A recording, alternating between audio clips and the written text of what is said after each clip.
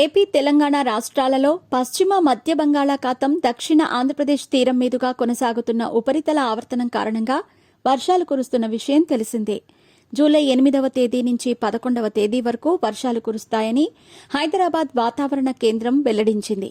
ఇక మరోవైపు ఏపీ విపత్తుల నిర్వహణ సంస్థ కూడా ఆంధ్రప్రదేశ్ రాష్ట్ర వ్యాప్తంగా ప్రతిరోజు ఏ జిల్లాలో వర్షం నమోదవుతుంది అన్న వివరాలను వెల్లడిస్తోంది.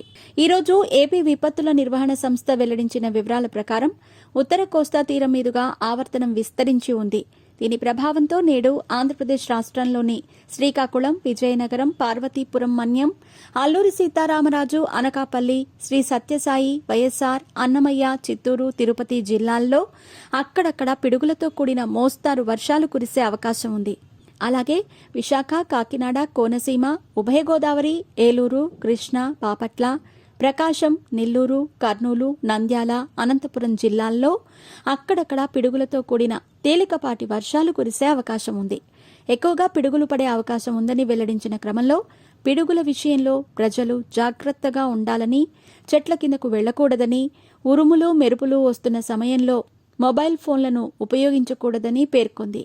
ఉరుములు, మెరుపులతో కూడిన వర్షాలు పడుతున్నప్పుడు పొలాల్లో పనిచేసే రైతులు, కూలీలు, పశు, గొర్రెల కాపరులు చెట్ల కిందకు వెళ్లటం ఏమాత్రం శ్రేయస్కరం కాదని ఏపీ విపత్తుల నిర్వహణ సంస్థ సూచించింది. వర్షాల విషయంలో ఖచ్చితంగా తగిన జాగ్రత్తలు తీసుకోవాలని వెల్లడించింది. ఇక మరోవైపు ఆంధ్రప్రదేశ్ రాష్ట్రంలో ఎడతెరిపి లేకుండా కురుస్తున్న వర్షాలతో పాటు ఎగువన కురుస్తున్న వర్షాలకు గోదావరి ఉధృతి పెరిగింది. ధవళేశ్వరం వద్ద 10 అడుగులకు పైగా వరద ఉధృతి కొనసాగుతోంది. ధవళేశ్వరం వద్ద గోదావరి నదిపై ఉన్న 60 గేట్లను 0.25 మిల్లీమీటర్ల మేర ఎత్తి నీటిని దిగువకు విడుదల చేస్తున్నారు అధికారులు.